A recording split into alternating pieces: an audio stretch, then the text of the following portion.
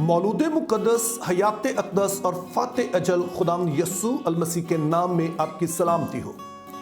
अभी तक हम काफ़ी वीडियोस बना चुके हैं, लेकिन मेरा मानना है कि जो आज की वीडियो है ये अहम तरीन वीडियो में से एक है, क्योंकि ये वो वीडियो है जिसके वसीले से आप जान पाएंगे कि बनी इसराइल और कलीसिया का आपस में क्या ताल्लुक है। ना सिर्फ यही, बल्कि जब हम इस ताल्लुक को समझ आएंगे तो फिर हमारे लिए आसान होगा कि खुदा की नज़र में और खुदा के प्लान में हमारी अपनी हैसियत क्या है। तो आइए इस वीडियो का आगाज करते हैं और दो बुनियादी सवाल पूछते हैं। तो पहला सवाल यह है कि बनी इसराइल में ऐसा क्या खास था कि खुदा ने उन्हें चुना, और फिर दूसरा सवाल यह है कि खुदा ने जब बनी इसराइल को चुना तो किस मकसद के लिए उन्हें चुना गया। तो आइए हम पहले सवाल पर गौर करते हैं, और जो पहला हमारा सवाल है कि खुदा ने बनी इसराइल को क्यों चुना, उनमें ऐसी क्या खास बात थी। तो उसका जवाब यह है कि उनमें अपने आप में कोई खास बात नहीं थी।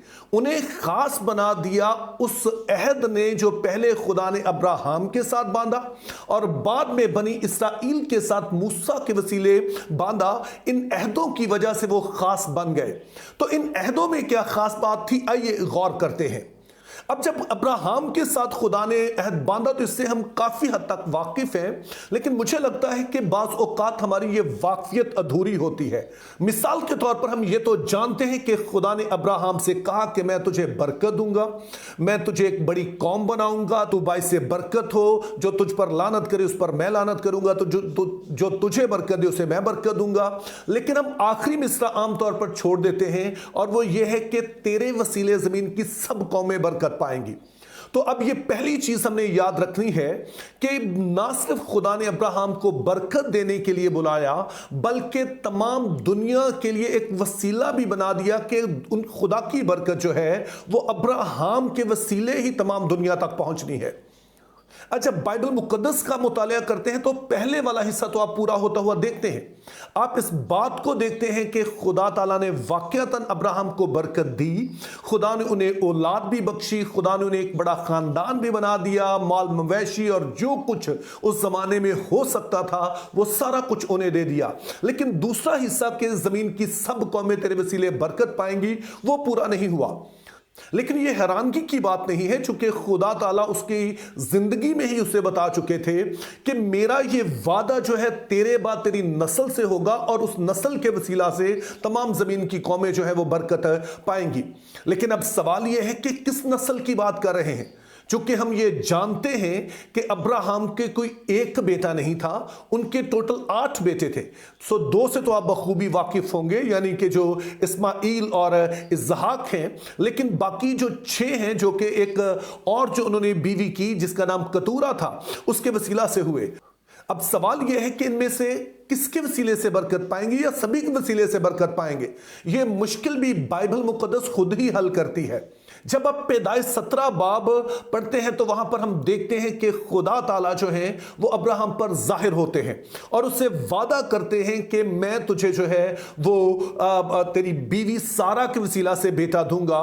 और अब्राहम जो है वो इस बात को कहते हैं कि मेरा पहले ही एक बेटा है तो आप उसे ही बरकत दे दो।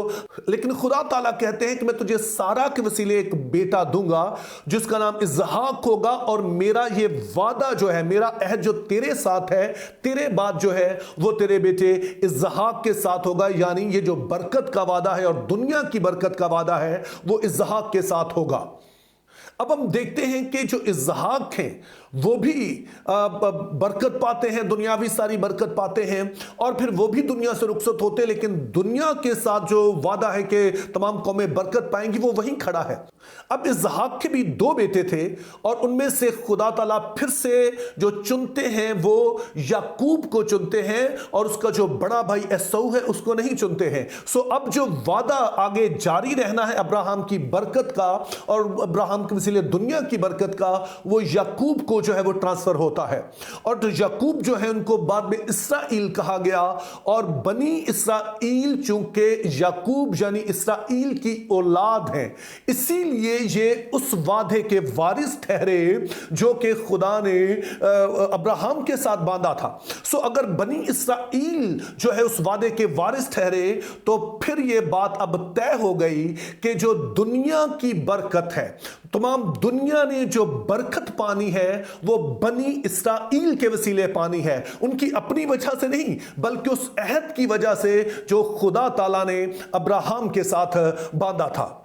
اب اس میں جو بہت ہی اہم بات نوٹ کرنے والی ہے کہ خدا کا جو عہد ابراہیم کے ساتھ تھا یہ غیر مشروط تھا۔ اس کا مطلب یہ ہے کہ ابراہیم کی کوئی بھی ایسی اچھی بری بات کی وجہ سے یہ عہد قائم نہیں رہے گا، بلکہ یہ یک طرفہ خدا خود ہی اس کو قائم رکھے گا۔ اور پھر جب یہ عہد اسحاق اور اس کے بعد یعقوب یعنی اسرائیل اور بنی اسرائیل تک ٹرانسفر ہوا تو اس سے مراد پھر یہ ٹھہرا کہ چاہے کچھ بھی ہو، دنیا کی جو برکت ہے وہ بنی اسرائیل کے ساتھ جڑی ہوئی ہے، اس کے وسیلے سے ہی تمام دنیا نے جو ہے وہ برکت پانی ہے۔ یعنی کہ خدا کسی بھی اور قوم کو نہیں چنے گا جس کے وسیلے سے یہ برکت دنیا تک جو ہے وہ پہنچ سکے۔ تاہم یاد رکھیے کہ یہ صرف ایک عہد ہے۔ اس کے بعد خدا جب بنی اسرائیل کو ملک مصر سے نکالتا ہے، اسی عہد کی وجہ سے جو ابراہیمی کووننٹ ہے، ابراہیم کے ساتھ جو خدا کا عہد ہے، اس کی وجہ سے تو اس کے بعد خدا خود بنی اسرائیل سے عہد باندھتا ہے، اور اس عہد کو ہم کہتے ہیں موسوی عہد۔ لیکن یہ عہد جو تھا یہ مشروط عہد تھا۔ اس کا مطلب یہ ہے کہ یہ دو طرفہ تھا، یہ دونوں کی ذمہ داری ہوگی تو یہ عہد آگے بڑھے گا۔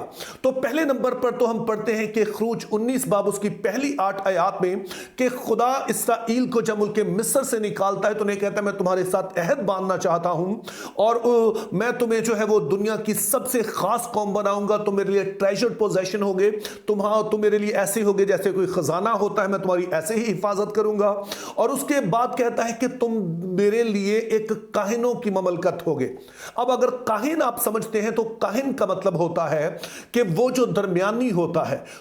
جو ابراہیم سے کہا تھا وہی بات اب خدا بنی اسرائیل سے کہتا ہے کہ تم کاہن ہوگے کہ میری برکت تمہارے وسیلے دنیا تک پہنچے گی، تم میرے اور باقی دنیا کے درمیان ایک لنک کا کام کرو گے، تم درمیانی کا رول جو ہے تمہارا ہوگا۔ لیکن اس بلاہٹ کو پورا کرنے کے لیے تمہیں اس شریعت پر عمل کرنا ہوگا جو میں تمہیں دوں گا، اور اس شریعت کو دینے کا مقصد یہ ہوگا کہ تم پاک بنو جیسا میں پاک ہوں۔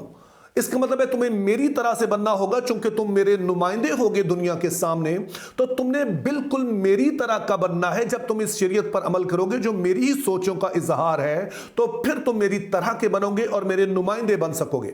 لیکن اگر تم لوگ جو ہے ایسا نہ کرو تو پھر یہ تم اس عہد کو توڑو گے اور اس عہد سے خارج ہو جاؤ گے۔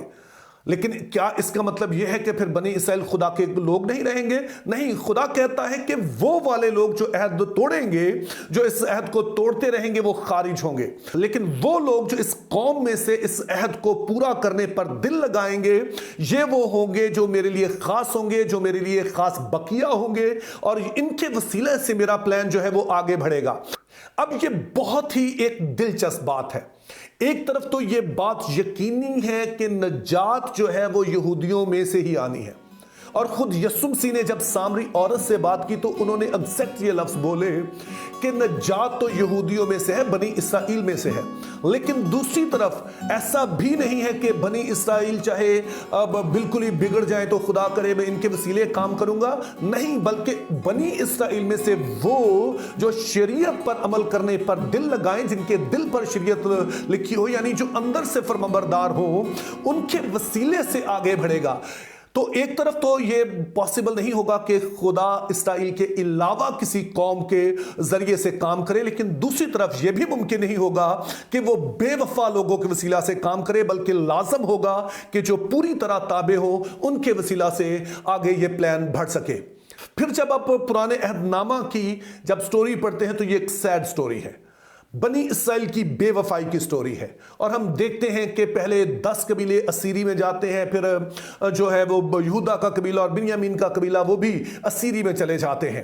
لیکن چونکہ خدا کا پلان تھا اس قوم کے لیے، خدا انہیں اسیری سے واپس لاتا ہے، اور یہاں سے شروع ہوتا ہے جس کو ہم نیو ٹیسٹمنٹ کی جو جوڈائزم ہے، جو کہ ہم نئے عہد نامہ میں جو یہودی دیکھتے ہیں، وہاں اس کا آغاز ہوتا ہے۔ अब जब बनी इसराइल जो थे वो असीरी से वापस आए तो हुआ यूं कि उन्होंने दिल तो लगाया कि हम किसी तरह शरीयत को पूरा करें, लेकिन प्रॉब्लम यह हुआ कि उन्होंने इसे एक लीगलिस्टिक सिस्टम बना दिया, जिसका मतलब यह है कि उन्होंने कानून कायदे तो बना दिए लेकिन दरअसल वो वफादारी, वो फरमाबरदारी अंदर से नहीं उठती थी। और जब तक ऐसा नहीं होता है तब तक खुदा का प्लान के जमीन की सब कौमें तुम्हारे वसीला से बरकत पाएंगी। अब्राहम और उसकी नस्ल के वसीला से बनी इसराइल जो है वो काहिन बन नहीं सकते हैं। तो सवाल है कि फिर ये प्लान आगे कैसे बढ़ेगा। नया अहदनामा हमें इसका जवाब देता है। जब आप पहली आयत पढ़ते हैं नए अहदनामा की तो वो है यस्सु मसीह इब्ने दाऊद इब्ने अब्राहम का नसबनामा।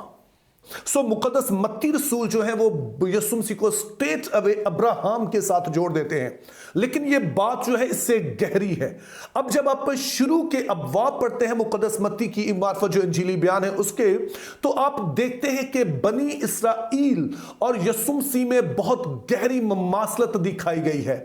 और इस वीडियो को अगर आप देख रहे हैं तो ये है जो की पॉइंट है जो आपने जरूर ही समझना है। अगर आप इसे नहीं समझेंगे तो हमारा ना तो ये मैसेज आप पूरा समझ पाएंगे और ना ही जो असल बाइबल का जो नुक्ता नजर है, या ना ही मसीह को, ना कलीसिया को, हम किसी को भी नहीं समझ पाएंगे।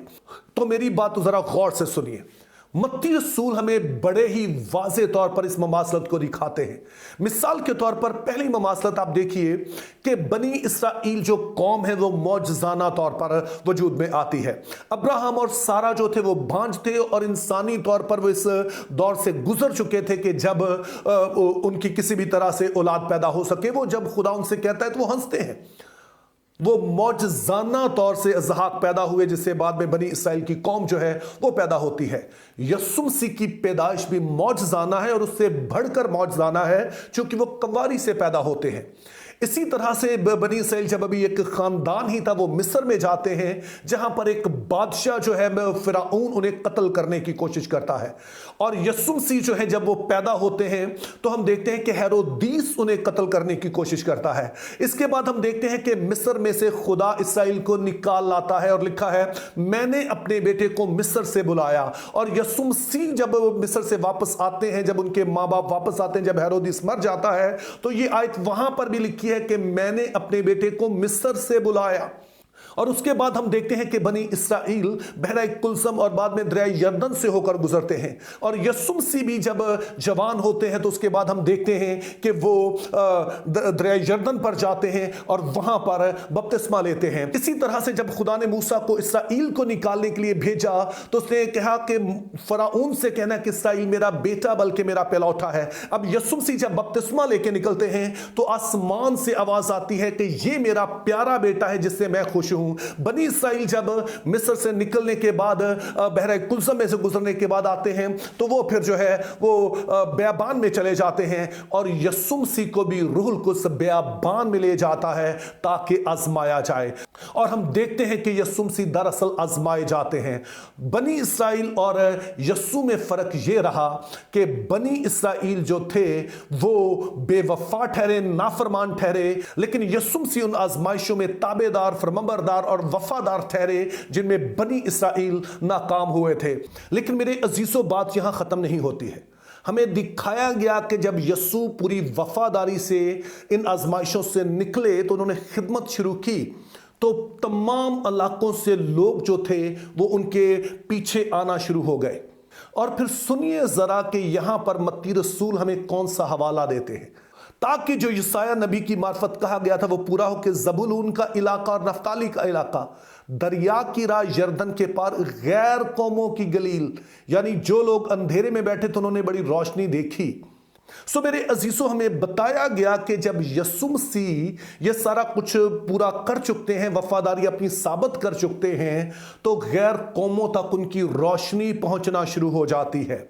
सो वो वादा जो अब्राहम के साथ था और इसराइल के साथ था, जो कि इसराइल बहसियत कौम पूरा नहीं कर सका, उनमें से एक वफादार इसराइल यानी यस्सु मसीह जो कि हकीकी इसराइल है, जो सच में इसराइल है, उसके वसीला से ये बरकत जो है ये अब गैर कौमों तक पहुंचना शुरू हो जाती है। और यूं यीशु मसीह हैं जो हकीकी इसराइल हैं, यानी वो इसराइल जैसा खुदा इसराइल को देखना चाहता था, वो इसराइल जिसके दिल पर शरीयत लिखी हो, वो इसराइल जो दिल से खुदा की फरमाबरदारी करता हो ताकि वो वैसा ही हो जैसा खुद खुदा है। और यीशु मसीह अपने बारे में कहते हैं जिसने मुझे देखा उसने खुदा को देखा, चूंकि वो पूरी तरह से वैसे ही हैं जैसे बाप है, उन्होंने अपने आप को पूरी तरह से बाप की मर्जी में ढाला और यूं वो इसराइल ठहरे जिसके वसीले दुनिया तक ये बरकत, खुदा की बरकत, अब्राहम की बरकत जो है वो पहुंचनी है। और फिर हम देखते हैं कि यीशु मसीह अपने आप को अंगूर के दरख्त से तशबीह देते हैं। वो कहते हैं मैं अंगूर का हकीकी दरख्त हूं और तुम मेरी डालियां हो। ये इसलिए अहम है कि दरअसल बनी इसराइल को ताकिस्तान यानी अंगूरों का बाग जो है वो कहा जाता था, पाकिस्तान कहा जाता था। और अब पता चलता है कि वो जो हकीकी एक दरख्त है जैसा अब इसराइल को होना चाहिए था वो यीशु मसीह है। और अब इसमें जो भी पेवस्त होता है दरअसल वही हकीकी इसराइल है। और फिर हम खतूत में पढ़ते हैं, मुकद्दस पौलुस रसूल हर खत में बताते हैं कि अब यीशु मसीह वो हैं जिन्होंने जुदाई की दीवार ढा दी है, यानी कि जो यहूदी और गैर यहूदी का फर्क मिटा दिया। और अब बाप की रसाई जो है, चाहे कोई यहूदी हो चाहे गैर यहूदी हो, हर किसी की जो बाप तक रसाई है, बाप की बरकत तक रसाई है, वो यीशु मसीह के वसीले होती है, चूंकि यीशु मसीह हकीकी इसराइल है। इसीलिए गलतियों के खत उसके 6 बाब में कलीसिया को जो है खुदा का इसराइल कहा गया, इसलिए चूंकि कलीसिया में यहूदी और गैर यहूदी दोनों ही शामिल हैं मसीह यीशु के वसीला से, चूंकि असल हैसियत जो है वो यीशु मसीह की है। और यीशु मसीह में होकर अब हर कोई जो है वो खुदा के लोग ठहरते हैं। अब मुझे एहसास है कि इस बारे में आपके बहुत सारे सवालात होंगे, लेकिन प्रॉब्लम यह है कि हमारे पास बहुत टाइम नहीं है कि मैं एक एक चीज को क्लियर कर सकूं। लेकिन एक बात जो मैं कि यहां क्लियर करता चाहूं कि मैं हरगिज ये नहीं कह रहा कि जो बनी इसराइल है, जो जिस्मानी इसराइल हैं, खुदा को उसकी फिक्र नहीं है। चूंकि रोमियो के खत में ही हम पढ़ते हैं कि अगरचे वक्ती तौर पर वो सख्त हैं, लेकिन एक वक्त आएगा जब यीशु मसीह दोबारा आएंगे, उससे थोड़ी देर पहले गालबन के जब पूरा इसराइल जो है वो खुदावंद को कबूल करेगा। लेकिन फिलहाल के लिए आपने याद रखना है कि जो दुनिया की बरकत का वसीला खुदा ने ठहराया है वो नए इसराइल यानी यीशु मसीह को ठहराया, हकीकी इसराइल यानी यीशु मसीह को। और जो कोई उसमें है यानी कलीसिया, चाहे कोई यहूदी गैर यहूदी, वो सारे ही लोग मिलकर कलीसिया हैं। और कलीसिया जो है इसके साथ जो खुदा के वादे हैं जो जुड़े हुए हैं। अब जरा पिछले 2000 साल पर गौर कीजिए। पिछले 2000 साल में बनी इसराइल जो जिस्मानी है वो सिर्फ अपने आप को बचा रहे हैं, वो सिर्फ अपनी जान की हिफाजत कर रहे हैं। तो इंजील किन के वसीला से पहुंच रही है? कलीसिया। फिर से मैं जोर दे रहा हूं कि कलीसिया से मुराद यहूदी गैर यहूदी दोनों ही, जिन्होंने मसीह पर ईमान लेकर आए, उनके वसीले तमाम दुनिया तक खुशखबरी पहुंची। अब्राहम की जो बरकत है उनके वसीले से जमीन की इंतहा तक पहुंची, कौमों तक पहुंची है। मुझे एहसास है कि यह थोड़ी लंबी है, लेकिन आपने याद रखना है कि अगर आप इसराइल, कलीसिया, यीशु मसीह, इनका जो आपस में ताल्लुक है, ये जो पजल को अगर आप सॉल्व करना चाहते हैं तो फिर ये बातें जरूरी हैं। अब जब हम अगले हफ्ते में इस पर गौर करेंगे तो बहुत सारी चीजें आपको मजीद क्लियर हो जाएंगी। तो मेरी आपसे यह दरख्वास्त है कि इस वीडियो को अगर आप देख चुके हैं तो एक दफा फिर से देखिए। और मैं इसलिए कह रहा हूं चूंकि अगर आप वाकयातन इस सारे जो बाइबल का प्लान है जो मसीह यीशु में पूरा होता है, किस तरह से सारा कुछ लिंक अप होता है, उसको समझना चाहते हैं तो ये वीडियो नागुज़ीर है। इसको एक दफा नहीं कई दफा देखिए और वो लोग जो वाकई खुदा का पैगाम सुनना चाहते हैं उन तक इस बात को पहुंचाइए। और मेरा ईमान है कि जब आप इसे समझ पाएंगे तो आप अपनी हैसियत भी समझ पाएंगे। इसी वजह से मुझे कभी नहीं लगता है कि मैं किसी तरह से बनी इसराइल से कम हूं। खुदा की नजर नज़र में इस मसीह यस्सु की वजह से, चूंकि अब सारा कुछ मसीह के साथ जुड़ा हुआ है। जिस तरह का इसराइल खुदा देखना चाहता था वो यस्सु मसीह साबित हुए। अब जो कोई यस्सु मसीह में है वो ही अब्राहम का फर्जंद है। इसीलिए मुकद्दस पौलुस रसूल जो है वो गलतियों 3 बाब उसकी 28-29 आयत में फरमाते हैं कि जितनों ने मसीह यस्सु में शामिल होने का बपतिस्मा लिया उन्होंने यस्सु को पहन लिया है। अब ना कोई यहूदी रहा ना गैर यहूदी, और जितने अब मसीह पर ईमान लाते हैं वो ही अब्राहम के फर्जंद हैं और वादों के वारिस भी हैं। सो मेरे अजीजों, हम चाहे यहूदी हो गैर यहूदी हो, मसीह में होकर हमारी रसाई बाप तक होती है। हमारी वही हैसियत है जो खुदा ने बनी इसराइल को दी। इसीलिए नए अहदनामा में कलीसिया को शाही काहिनों का फिरका कहा गया। वही अल्फाज जो पुराने अहदनामा में बनी इसराइल के लिए इस्तेमाल हुए। और अगर आप मसीह पर ईमान रखते हैं तो अपने मसीह से बहुत मोहब्बत कीजिए, अपने यस्सु से बहुत मोहब्बत कीजिए। उसके वसीले जो हैसियत हमें मिली है उसका बयान नहीं हो सकता है। बदकिस्मती से बहुत सारे इसकी बेकदरी करते हैं। हम समझते हैं कि शायद इसराइली होना ज़्यादा अहम है, लेकिन मसीही होना अहम है, चूँकि जिस्मानी तौर पर जो इसराइली हैं वो अभी तक जो है वो लड़ रहे हैं, भिड़ रहे हैं, बहुत कुछ उस जगह के लिए कर रहे हैं, जबकि जो कलीसिया है वो खुदा की बरकत जो है वो दुनिया तक पहुँचा रही है। Think biblically, live purposefully, have a very good day.